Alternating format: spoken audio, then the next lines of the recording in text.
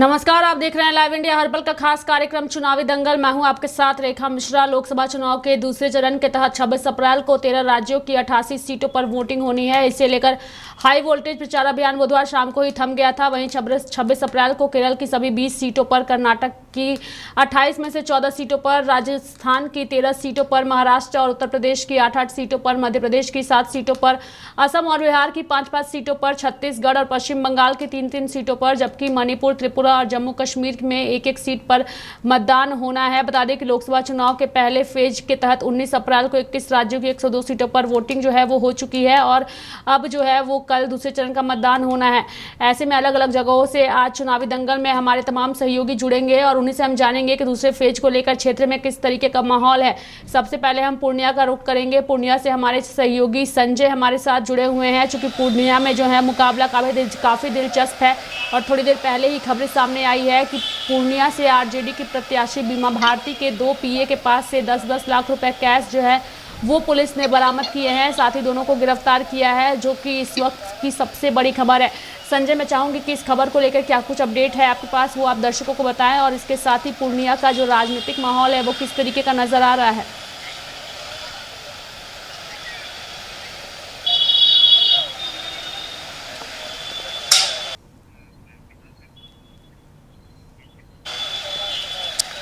देखिए रेखा, इस बार जो है दूसरे चरण के जो मतदान होने हैं 5 सीटों पर, बिहार में 5 सीटों के संसदीय क्षेत्र में मतदान कल सुबह 7 डाले जाएंगे। लेकिन उससे पहले बात कर ले तो पूर्णिया चर्चा का विषय सभी मुद्दों पर बना हुआ है। अभी थोड़े ही बीमा भारती के 2 पीए को गिरफ्तार किया गया है 10 लाख रुपए के साथ, और अभी जब्त की गई कई गाड़ियां थी, लेकिन इसको देखते ही वहां से कई गाड़ियां भागने में सफल हुई। लेकिन पुलिस अब रेस्क्यू ऑपरेशन जारी कर दिया है और पुलिस ने जांच शुरू कर दी है। लेकिन पूरी आधिकारिक तौर पर नहीं हुई है, लेकिन जो हमारे पास खबरें हैं इसको लेकर अभियान लगाया गया था। चुनाव आयोग लगातार इसके लिए चेकिंग किया जा रहा है तमाम उन प्रत्याशियों की गाड़ी को। लेकिन थोड़े पप्पू यादव भी धरने पर ही, और पप्पू यादव जिस तरीके से उनके जो समर्थक है वो काफी संख्या में दल बल के साथ जा रहे थे लोगों से मिलने के लिए, तभी पुलिस अधिकारियों ने और चुनाव आयोग की टीम ने उन्हें रोक दिया, जिसके वो सड़क पर ही बैठकर प्रदर्शन करना शुरू कर दिया है। अब लोगों की राय जानना जरूरी है। पूर्णिया में इस वक्त मौजूद हैं और कल सुबह 7 बजे से मतदान होने हैं और लोगों की क्या राय है इस पर हम सीधे प्रतिक्रिया लेंगे और बारी बानेंगे कि आखिर क्या लोग सोचते हैं, क्या करने के मूड में हैं और कितना प्रतिशत इस बार मतदान होगा। क्योंकि वोट प्रतिशत जिस तरीके से कम हो रहा है बिहार में, इससे क्या लगता है हम जानने की कोशिश करते हैं। कुछ उनसे हम बात करेंगे और सीधा सवाल करेंगे। सर, आप युवा हैं और इस बार जो बिहार में जो मतदान हुआ वोट प्रतिशत कम हुआ, आखिर दूसरे चरण का मतदान है पूर्णिया में कई लोकसभा संसदीय क्षेत्र में। थोड़ी देर पहले जो है बीमा भारती के जो पीए हैं उनके गाड़ियों से 10 लाख रुपए बरामद किए गए हैं। कई गाड़ियां भागने में सफल हुई। कैसे देखते हैं इस सब चीज़ों को? हम इस सब चीज़ को देखते ही नहीं हैं। अपना काम, कोई जीते कोई हारे उससे कोई फर्क नहीं पड़ता है। मत करेंगे ना, वोट करेंगे ना? हाँ, वोट तो डालना है, डाल देंगे और क्या। किसी में कैसे डाल देंगे? मतलब आपका एक मनचाहा होगा, जो आप जिसको चाहते होंगे उसको वोट मत करेंगे, प्रयोग करेंगे मत का। तो चाहते तो हर कोई से अच्छा उम्मीद ही करते हैं, लेकिन सरकार जब वो आ जाता है पावर में तो वैसा करते नहीं है, तो इसलिए उम्मीद वैसा करना ही भी अच्छा नहीं है। लेकिन फिलहाल जो है, जो पहले से यहाँ पे अच्छा कर रहे थे तो उन्हीं को सपोर्ट करना ज़्यादा अच्छा रहेगा। क्यों? कई लोग मैदान में है, पूर्णिया की देश में हो रही है, आखिर पूर्णिया के लोग क्या सोचते हैं? देखिए, पूर्णिया के लोग क्या सोचते हैं उससे सिर्फ मेरे एक सोचने से पूरा सोच नहीं चेंज हो जाएगा ना, सिंगल एक आदमी से। लेकिन पूर्णिया के लोग तो यही सोचते हैं कि अच्छा, हमारा भी अच्छा भविष्य हो, जो भी इस गद्दी पे बैठे वो अच्छा करे। देश का सबसे बड़ा मुद्दा क्या लगता है आपको? क्या युवाओं के लिए सबसे? बेरोजगारी, वो तो लेवल का मुद्दा बना हुआ है, हर कोई जानता है, तो वही मुद्दा है। तो क्या लगता है अपेक्षाएं जिस सरकार से आप क्या पाल रहे हैं, क्या चाहते हैं आप क्या चाहते हैं? हम तो चाहते हैं जो है वो हर लोग को रोजगार दे, युवा जो इतने पढ़े लोग जो हैं, पढ़ने के बाद भी इतने डिग्रियां ले लेकर जो बाहर जा रहे हैं, जो बाहर नहीं जाएं, यहीं काम करें, बिहार में ही इंडस्ट्री लगे, बिहार में ही लोग रहें, अपना जो नॉलेज है उसको यहीं इन्वेस्ट करें, जो बाहर जा करते हैं यही अपेक्षा करते हैं। क्या लगता है कि बिहार के लोग दूसरे राज्यों में जाकर काम करते हैं और यहाँ का हुनर दूसरे राज्यों में अपना देते हैं, लेकिन बिहार के लिए वैसा कोई काम नहीं होता। सब आते हैं, सरकार बदलते रहती है, लेकिन वादे ज़रूर किए जाते हैं। तो इस बार का वादा क्या लगा? प्रधानमंत्री ने 400 पार का जो मिशन दिया है, उस मिशन में कितनी सफलताएं मिलेगी आपको लगता है? जब दिए हैं तो कुछ मिलेगा ही। अब 100 का पार दिए हैं तो कम रहेगा, लेकिन उतना तो होगा ही, क्योंकि अभी तक तो प्रधानमंत्री बहुत अच्छा करते आए हैं। और जैसे एक दो बातें बताएं प्रधानमंत्री की। अब एक दो बात हम नोटिस करके तो रखे नहीं है कि क्या बताएं, बट अच्छा ही चल रहा है। हमको, मेरे लिए तो अच्छा है, जो हम कर रहे हैं उसमें हमको सही लग रहा है, तो मेरे लिए अच्छा है। अब हर कोई का हम फीडबैक नहीं दे सकते हैं। हम जहाँ जॉब कर रहे हैं तो मेरा अच्छा चल रहा है, मेहनत कर रहे हैं, काम कर रहे हैं। आत्मनिर्भर भारत बनाने की बात वो करते हैं। हाँ, तो क्या लगता है आत्मनिर्भर भारत बनेगा? ऐसा मिशन में लोग बना पाएंगे? बन सकता है, बन सकता है जरूर। देखिए, लोग जो है आत्मनिर्भर कर रहे हैं देखा। और इस वक्त जो पूर्णिया की स्थिति है, वह क्या सोचते हैं इस वक्त? पूर्णिया की जो चर्चाएं हैं लोगों के जहन में है, और पूर्णिया सभी मुद्दों के लिए अभी जो देश की निगाहें हैं लोगों की पूर्णिया पर टिकी हुई है। इस बार पूर्णिया का मूड क्या लग रहा है? क्योंकि पूर्णिया में जो त्रिकोण हो रही है, चर्चा है कल मतदान भी होने हैं, और मतदान से ठीक पहले बीमा भारती के गाड़ी से 10 लाख रुपए पकड़ाना, फिर उसके बाद जो है पप्पू यादव को धरने पर बैठ जाना, सड़क पर जाते हैं और कहते हैं कि हम अपने समर्थक के साथ मिलना चाहते थे, लेकिन आदर्श आचार संहिता उल्लंघन मामले में इस तरह के मामले नहीं होने चाहिए। क्या लगता है? बिल्कुल नहीं होने चाहिए। और इस बार का जो चुनाव है, पब्लिक का मूड पूरी तरफ है और बदलाव होना भी चाहिए, क्योंकि पहले का क्या माहौल था नहीं था वो बात को भूल जाना चाहिए। समय के साथ हर चीज़ का परिवर्तन होता है, तो परिवर्तन बहुत ज़रूरी है। बीमा भारती के गाड़ी से दर के पकड़ाना, उनके पीछे से पकड़ाना, कई गाड़ियां जब्त कर ली गई है या भागने में सफल हुई पुलिस रुपौली थाना जब वहां पर चेकिंग अभियान लगाए जा रहे थे। इस तरह चुनाव से ठीक पहले कल मतदान होना है और गाड़ी में इतने पैसे पकड़ाना क्या संदेश जाता है? ये तो बहुत गलत संदेश है, ऐसा नहीं होना चाहिए। अगर ऐसा हुआ है तो बहुत ही गलत है ये, और प्रशासन कार्रवाई करे अगर वैसा कुछ है तो। पूर्णिया का मूड क्या है इस बार? पूर्णिया की तरफ है, बदलाव होगा और बदलाव होना चाहिए। 400 पार का जो मिशन है प्रधानमंत्री का, उस वो अलग चीज़ है, वो ठीक है, अपने जगह ठीक है। लेकिन देश की चुनाव है, ये देश की चुनाव है, वो ठीक है, अपनी जगह ठीक है, क्योंकि इसे सिटिंग कैंडिडेट है और भी लोग अभी आ रहे हैं, तो बदलाव होना चाहिए। बदलाव चाह रहे हैं, बदलाव होना चाहिए। पूर्णिया में बदलाव होगा। तो देखिए, लोग चाह रहे हैं बदलाव होगा। पूर्णिया का मूड बदला नजर आ रहा है। लोग जो है अलग अलग इस बार वोट करेंगे। कुछ और लोग भी हैं, उनसे भी हम जानते हैं इस बार पूर्णिया में क्या स्थितियां लग रही है। जो हवा है, उस हवा का रुख क्या होगा? अब हवा का रुख तो 4 जून को ही बताएगा किधर जाएगा। सब कल सुन होना है जी, तो क्या लगता है? मतदान हो रहा है, होगा सब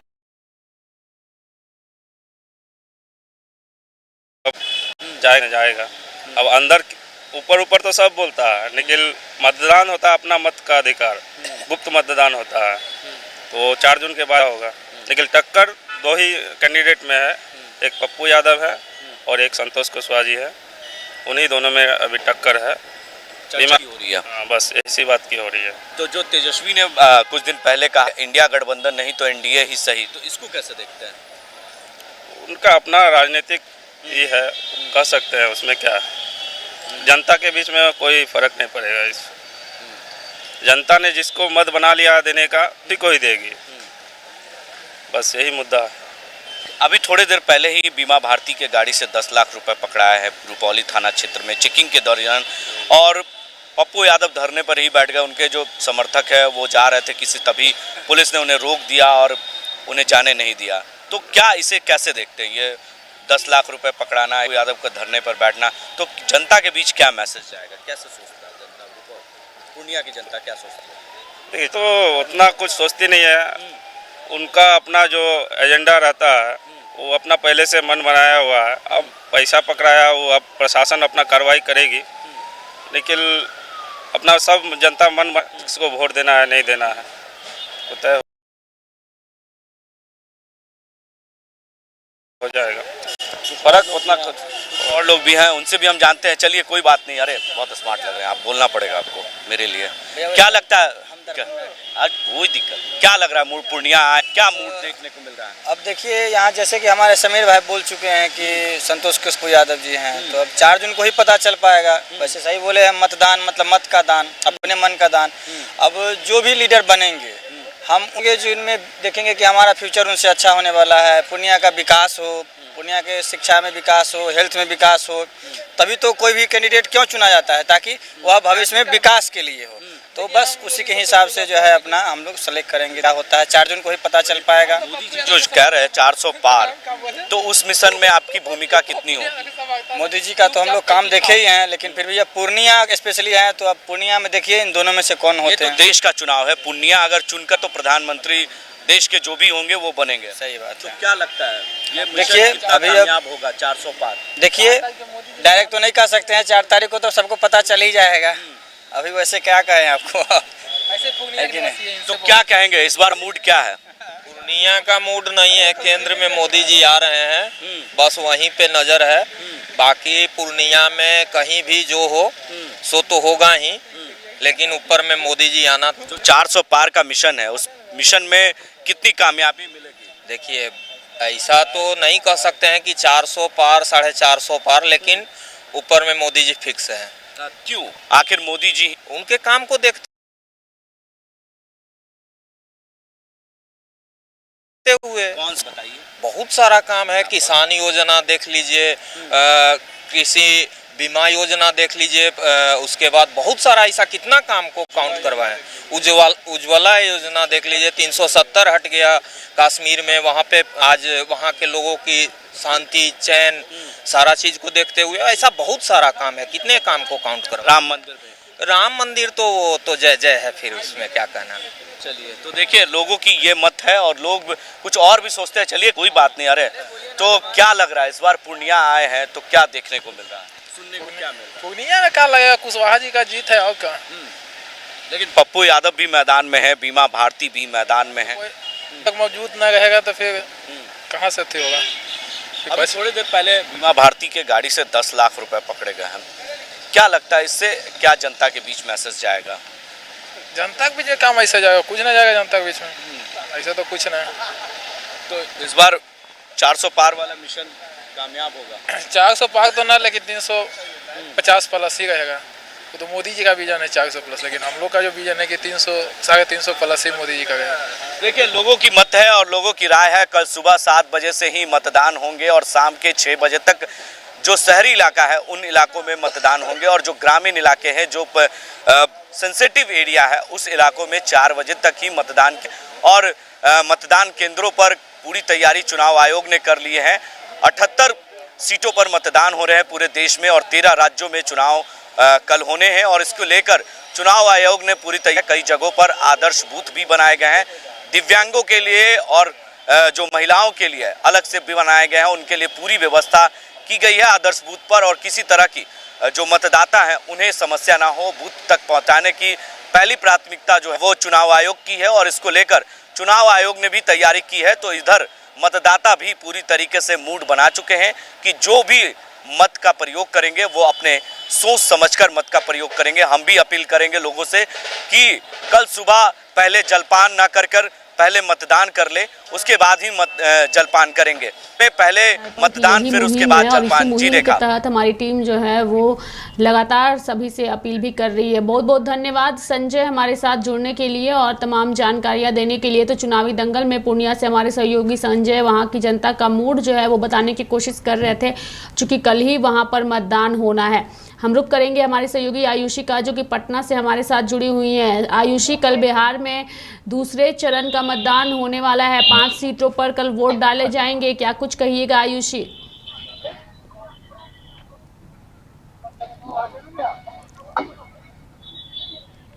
रेखा, आपकी आवाज नहीं आ पा रही है। रेखा, आयुषी,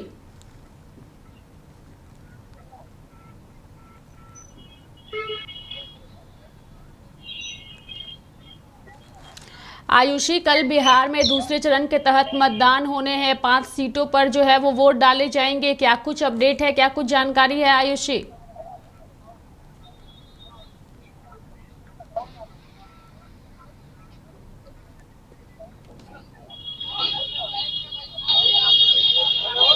देखो, आपकी आवाज नहीं मिल पा रही है। आयुषी, हमारा सवाल ये है कि कल दूसरे चरण के तहत मतदान होने हैं, क्या कुछ कहिएगा?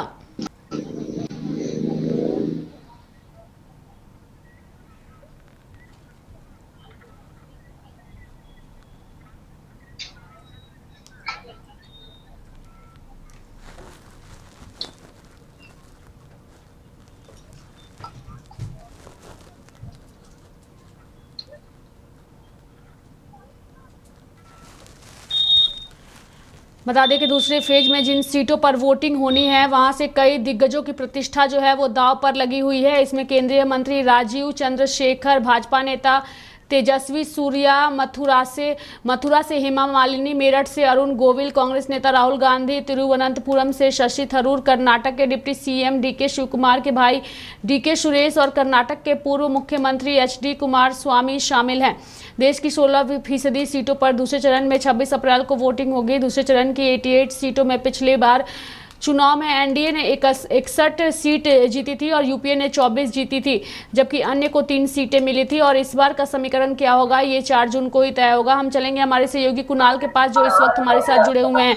कुणाल, कल जो है वो दूसरे चरण के तहत जो है वो वोटिंग होनी है देश में। वहीं अगर हम बात करें पिछली बार के चुनाव की, तो पिछली बार चुनाव में एनडीए ने इन सभी सीटों पर में से 61 सीटों जीती थी और यूपीए ने 24 जीती थी।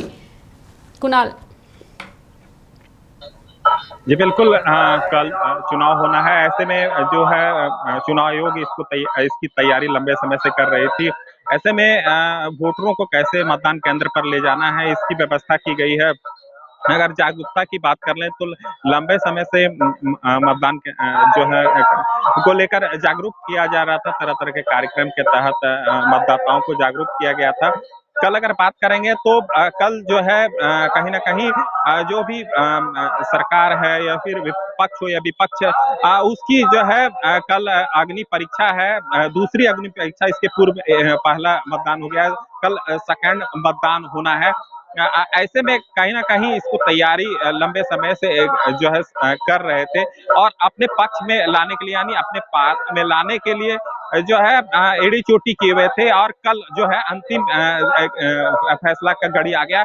कल जो है मतदाता जो है भाग्य का जो है भाग्य को लेकर करेंगे, मतदान पेटी में अपना मताधिकार करेंगे। इसको लेकर जो है कल का समय रखा गया है और जो है प्रचार प्रसार कर रहे हैं। जनता में भी कहीं खुशी कहीं गम देखने को मिल रहा है। सीधे सीधे जनता का कहना है कि कोई भी सरकार हो, हमको मूलभूत सुविधा से लेना देना है, हमें मूलभूत सुविधा चाहिए, उसको लेकर मताधिकार का प्रयोग करेंगे। कहीं भी नाराजगी है तो कहीं पर खुशी भी है कि हम जो है हमारी जो सांसद हैं या फिर विधायक वो अच्छा काम किए हैं, इसको लेकर हम सरकार चुनेंगे और केंद्र में जो सरकार है उनके हाथ को मजबूत करेंगे। तो कहीं पर तेजस्वी को देख रहे हैं तो कहीं पर राज्य सरकार को देख रहे हैं। तो इस तरह से तरह तरह अपने जो है अनुसार लोग कल मताधिकार का प्रयोग करेंगे और सरकार चुनने में सहयोग करेंगे। जी रेखा।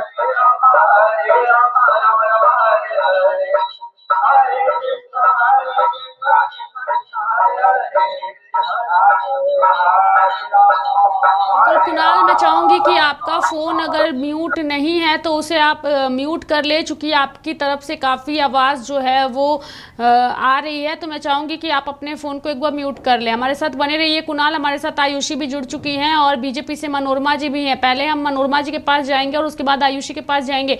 मनोरमा जी, कल दूसरे फेज के तहत कल वोटिंग होनी है। मनोरमा जी, क्या कुछ कहिएगा? 88 सीटों पर जो है वो चुनाव होने हैं और ऐसे में पिछली बार जो है भाजपा ने इसी दौरान 61 सीट जो है वो जीती थी। और यूपीए ने मात्र 24। मनोरमा जी।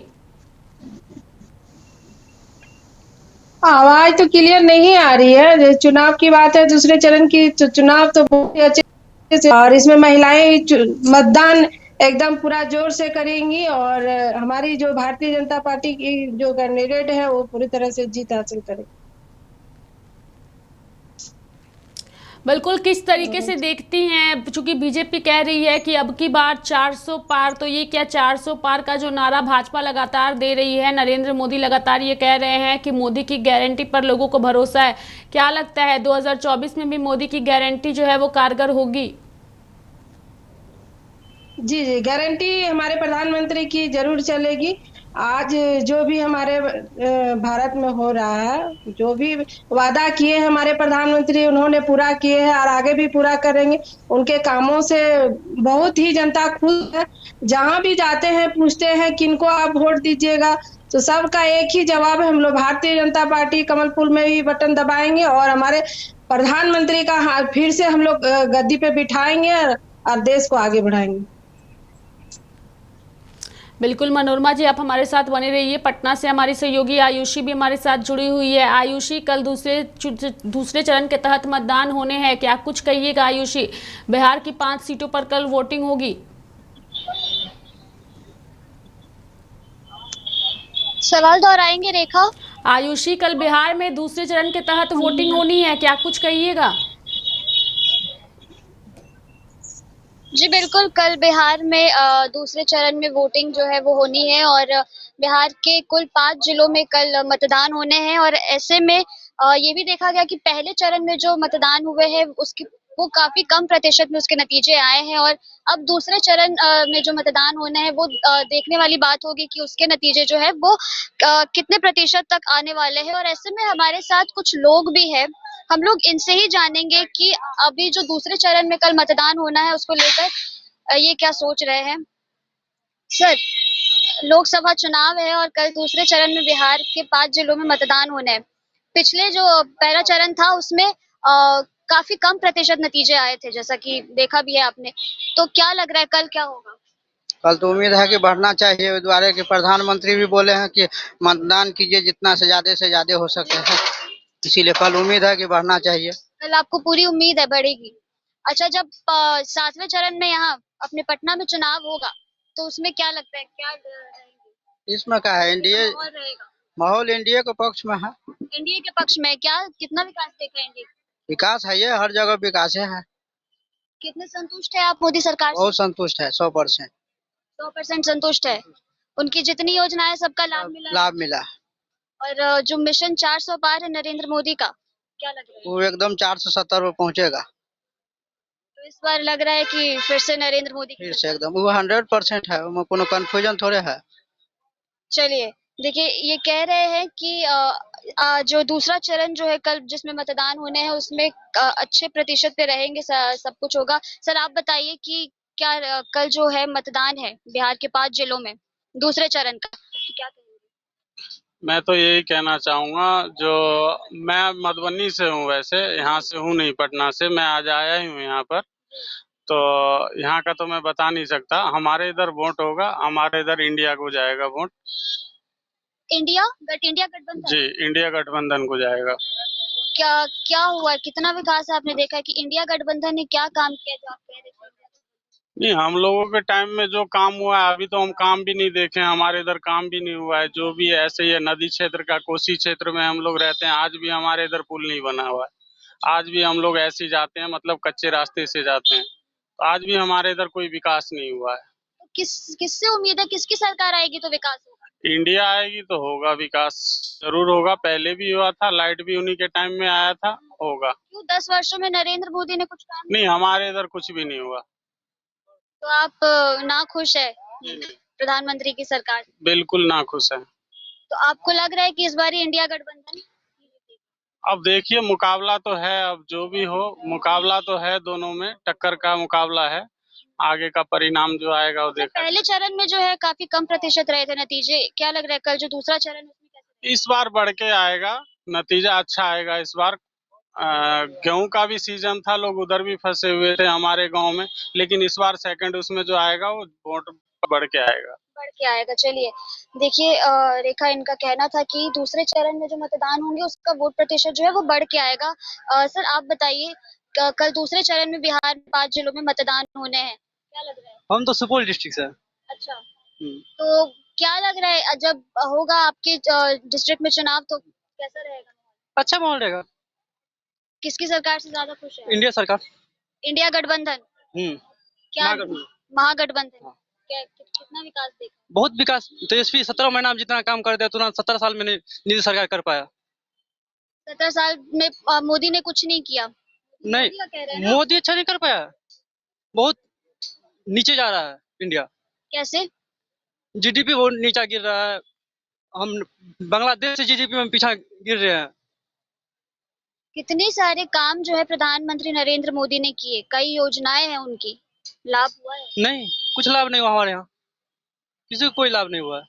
तो आप ये कह रहे हैं कि इंडिया गठबंधन की जो सरकार है वो आएगी तो लाभ होगा? सब लाभ होगा, रोजगार आएगा, विकास होगा।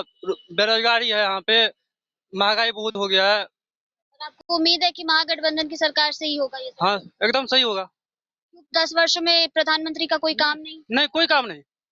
कहा कि 55 साल इतना कांग्रेस किया इतना अच्छा रहा, 10 साल में जितना कर दिया बहुत नीचा ले गया भारत को। चलिए देखिए रेखा, यहाँ पे लोग हैं जिनसे हमने जानने की कोशिश की कि प्रधानमंत्री नरेंद्र मोदी के राज में कुछ ज्यादा इतना विकास नहीं उन्होंने देखा है, और महागठबंधन की सरकार जब आएगी तो वो विकास करेगी। इन्हें महागठबंधन की सरकार से उम्मीदें कई ज्यादा है। रेखा,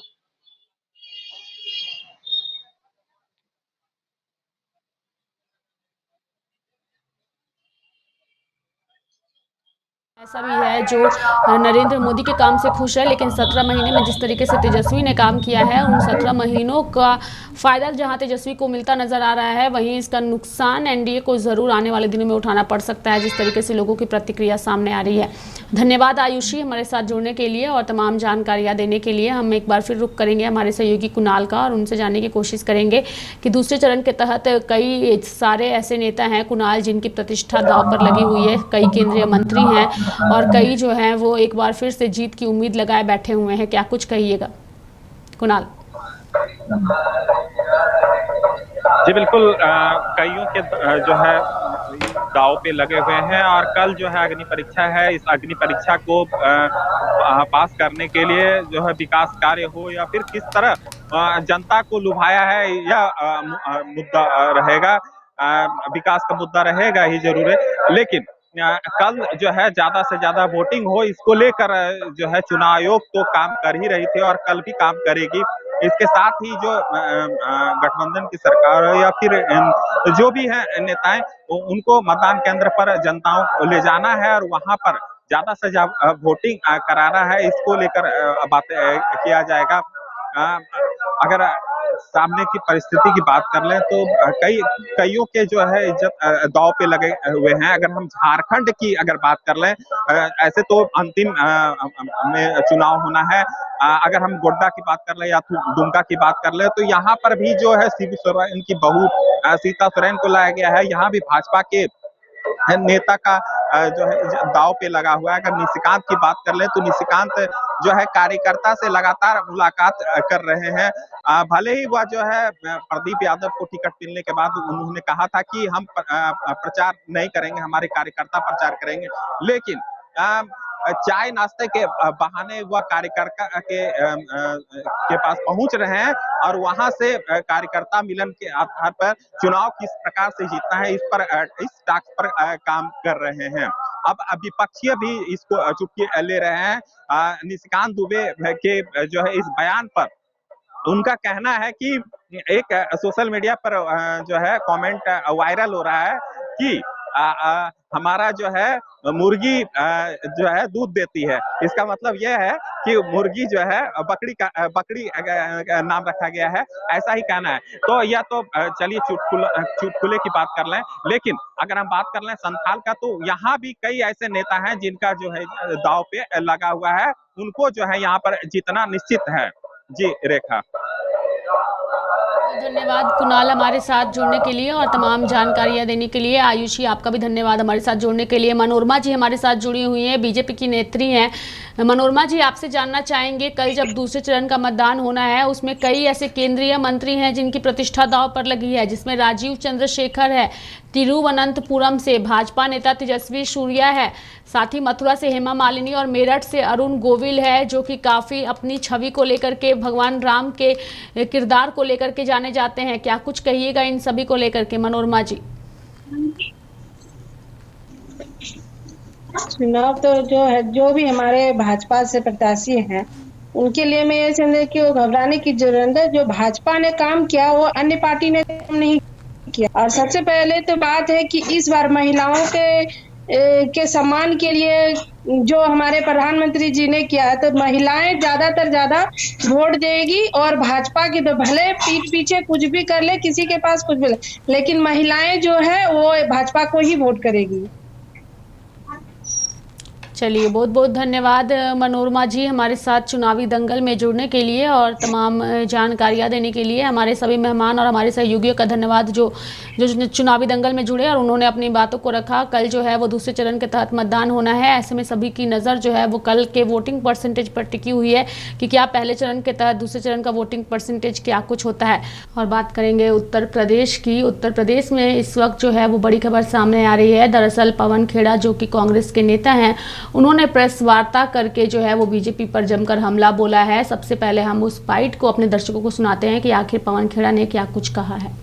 क्या होता है डर के मारे, अब वो डरे हुए हैं तो अपने ही खिलाफ बोल रहे हैं कि ज्यादा बच्चे, अरे साहब ज्यादा बच्चे क्या होंगे, आप खुद 6 या 7 भाई बहन हैं, क्या मतलब है बताइए। मंगलसूत्र कोविड में बिका था, मंगलसूत्र कौन था सरकार में? कांग्रेस की। नोटबंदी में बिका था मंगलसूत्र, कौन था सरकार में? अरे जब कांग्रेस सरकार में थी तो देश का राजा कौन था? इंदिरा जी थी। क्या किया उन्होंने? अपने जेवर दे दिए देश के लिए, कोई छोटी बात। इसी राज्य में हमें बड़ा गर्व होता है यहाँ आते हुए, आनंद भवन देश को दे दिया, छोटी बात। मंगलसूत्र छीनने का अगर काम किया हो, वो हमारे बहादुर सैनिकों को जिस तरह से आपकी नीतियां हैं वो चीन की सीमा पर हो, वो आज कश्मीर में हो जहां हमारे बहादुर सैनिक अपनी जान गंवा रहे हैं, शहीद हो रहे हैं, उनकी घर में बैठी हुई महिलाओं का मंगलसूत्र कौन सी? मंगलसूत्र की बात प्रधानमंत्री जी आपके मुंह से तो शोभा नहीं देती, इससे ज्यादा मत बुलवाइए। इस मंगलसूत्र की कीमत तुम क्या समझते हो बाबू? इज्जत हो, शांति हो। हमारे आचरण, हम इनसे सीखने की कोशिश करें। हमारे लिए ये आचरण का स्रोत है, प्रेरणा का स्रोत है, राजनीति का स्रोत नहीं है। हम लोग बिना कैमरास के पूजा घर भी जाते हैं, गुरुद्वारा भी जाते हैं, मस्जिदों में भी जाते हैं, मंदिरों में भी जाते हैं, गिरजाघर में भी जाते हैं, सब जगह जाते हैं। इस देश की जो सतरंगी संस्कृति है, अगर हम राजनीति में है और उसका सम्मान न कर सके तो फिर क्या राजनीति करते हैं साहब? इसलिए ये सवाल आपका बिल्कुल अच्छी बात है, पूछना चाहिए आपको। राम, भगवान राम राजनीति का विषय नहीं है, आचरण का विषय, व्यापार का विषय नहीं है, आस्था का विषय। बड़ा अफसोस होता है। इसलिए मुझे लगता है कि अगर ये चुनाव हम लोग नहीं जीते और मोदी जी फिर जीत गए, जिस तरह से हम यहाँ बैठे हैं, यहाँ इतने सारे पत्रकार बैठे हैं, हम लोग सब बैठे प्रेस वार्ता कर रहे हैं, ये सब नहीं होगा, बंद हो जाएगा। आप लोग पत्रकारिता नहीं कर पाएंगे, हम लोग राजनीति नहीं कर पाएंगे, हम लोग जेल में होंगे और आप लोग अपनी EMI देने का संघर्ष कर रहे होंगे, अपने बच्चों की फीस का संघर्ष कर रहे होंगे। माफ कीजिएगा, ये दौर आने वाला है, दरवाजे तक आ चुका है ये दौर। डरा नहीं रहा हूं, ये हकीकत है, दिख रहा है। अकेले मुझ पर कितनी FIRs हो गई है मैं आपको क्या बताऊं, अलग अलग अदालतों में चक्कर काटने पड़ रहे हैं। कोई बात नहीं, कांग्रेस पार्टी और इस देश के लिए हम सब कुछ करने को तैयार है। जब मेरा नेता 50 घंटे ED को झेल कर बैठा, फिर भी चेहरे पर शिकन नहीं आई, तो हमें कोई बात ही नहीं। हम संघर्ष करने को तैयार हैं, आपका सहयोग चाहिए ताकि वोटर तक हमारी बात पहुंचे। जो भी वोटर हमारा न्याय पत्र पढ़ लेगा वो और कहीं वोट नहीं दे सकता, ये मैं दावे के साथ आपको कहता हूं। और विपक्ष और मीडिया का एक चोरी दामन का साथ होता है। विपक्ष में कोई भी हो, आज हमें कल भारतीय जनता पार्टी होगी, तब भी मैं यही उम्मीद करूंगा कि आपका उनसे चोली दामन का साथ होगा जो विपक्ष होगा, क्योंकि लोकतंत्र तभी स्वस्थ रहता है, तभी जीवित रहता है। लोकतंत्र की धमनियों में जो खून बहता है वो विपक्ष और मीडिया की गठजोड़ से बहता है।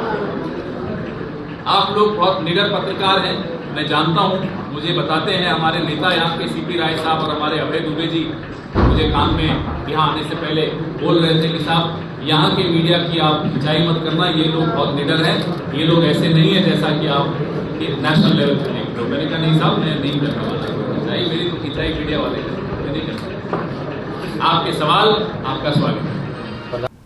तो कांग्रेस के नेता पवन खेड़ा को आप सुन रहे थे, जिन्होंने साफ तौर पे कहा कि ज़मीनी हकीकत जो है वो कुछ और है, टीवी पर जो दिखता है वो अलग है, और जब आप ज़मीन पर जाइएगा और लोगों से मिलिएगा तब तस्वीरें जो है वो अलग नज़र आएंगी। और अगर इन सारी चीज़ों में सच्चाई है तो आने वाले दिनों में ये भाजपा की मुसीबत जरूर बढ़ा सकता है। हमारे साथ चर्चा के लिए हमारे सहयोगी सत्येंद्र जुड़ चुके हैं। सत्येंद्र, पवन खेड़ा को हम दर्शकों को सुना रहे थे, उन्होंने साफ तौर पर कहा कि जिन 8 सीटों पर कल वोट डाले जाएंगे उन सभी 8 सीटों पर कांग्रेस के लिए और सपा पार्टी के लिए जो माहौल है वो काफी पॉजिटिव माहौल है।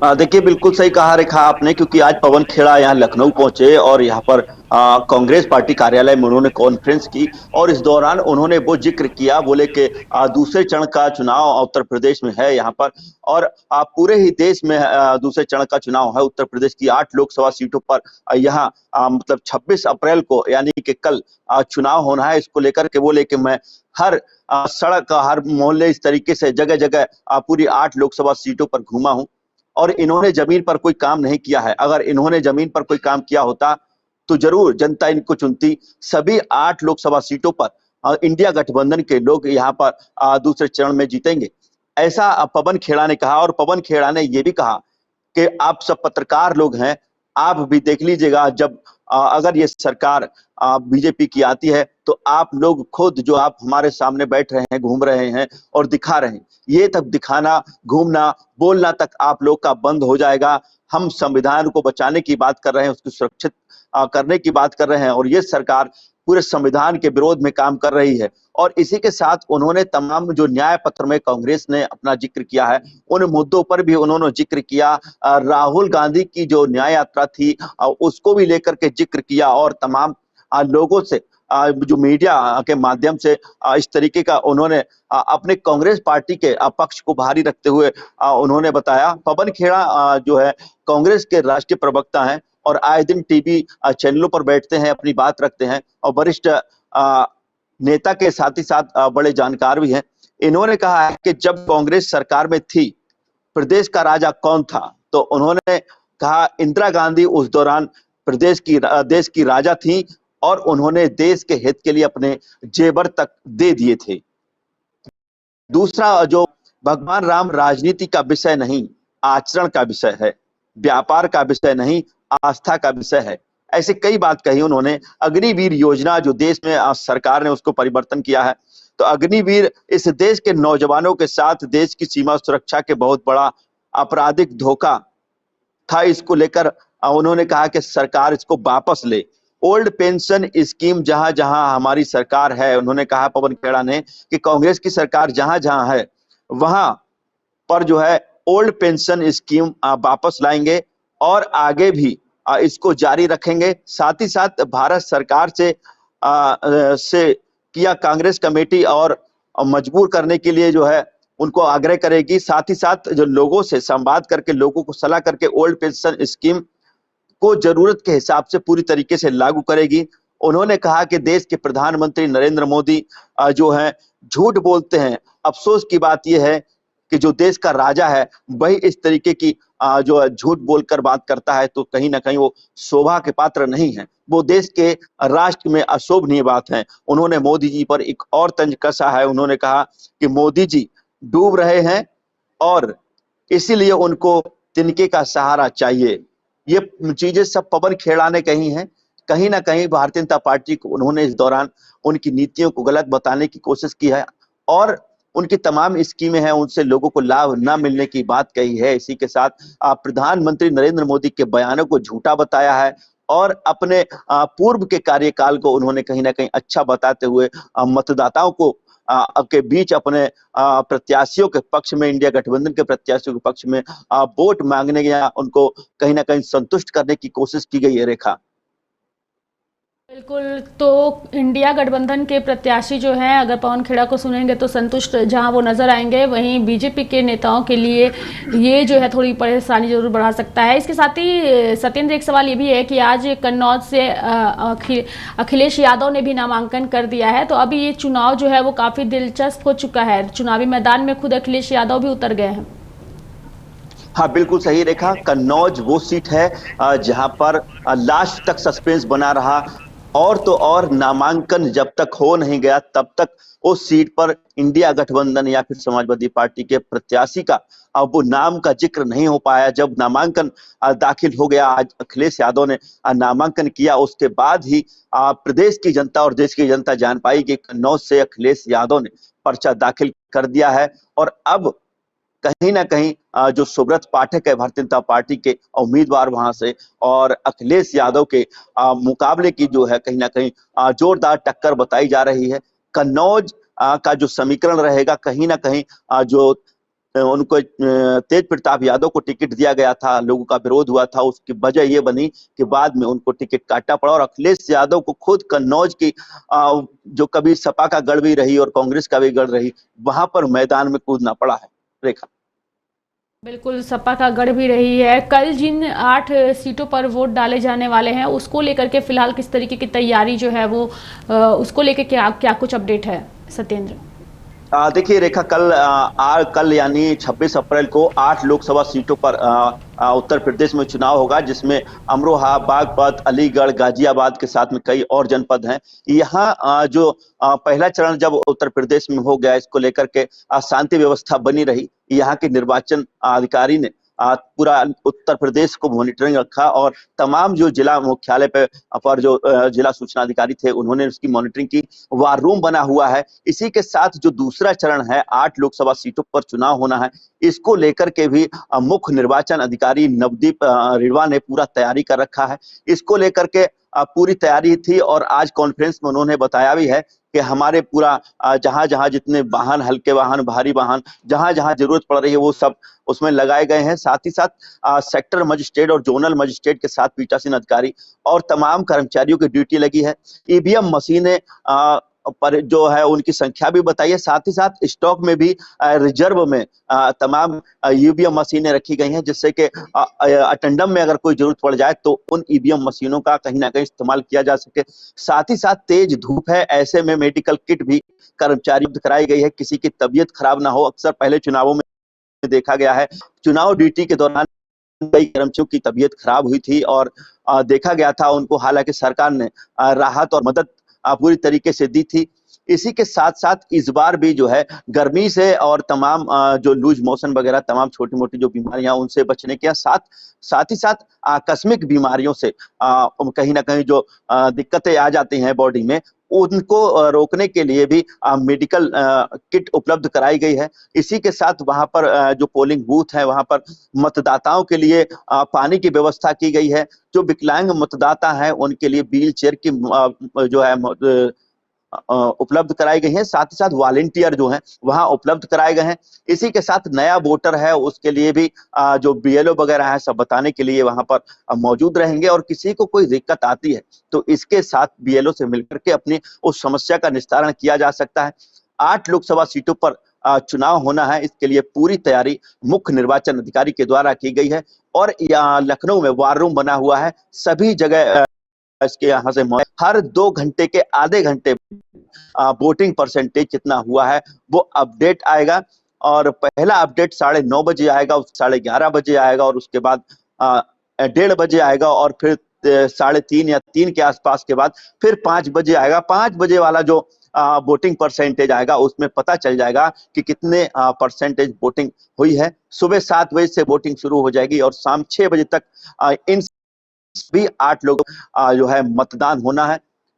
जगह जगह कुछ कैमरे भी लगे हैं जहां संवेदनशील एरिया है उस पर पैनी नजर निर्वाचन आयोग की बनी हुई है। साथ में ही इसके तमाम जो अधिकारी हैं जिम्मेदार, फिर चाहे वहां के क्षेत्र के निर्वाचन अधिकारी हो या पुलिस अधिकारी हो, सभी लोग व्यवस्था में और वहां पर मुस्तैद रहेंगे।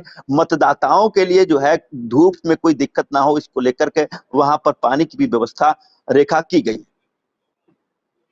बिल्कुल सत्येंद्र, बहुत बहुत धन्यवाद हमारे साथ चुनावी दंगल में जुड़ने के लिए और अपनी बातों को रखने के लिए। तो उत्तर प्रदेश में कल 8 सीटों पर वोट डाले जाएंगे और 8 सीटों को लेकर प्रशासन की ओर से तमाम तैयारियां जो है वो पूरी कर ली गई है। कल का दिन महत्वपूर्ण है क्योंकि सभी प्रत्याशियों के भाग्य का फैसला ईवीएम में कैद होगा। तो मेरे साथ चुनावी दंगल में फिलहाल इतना ही।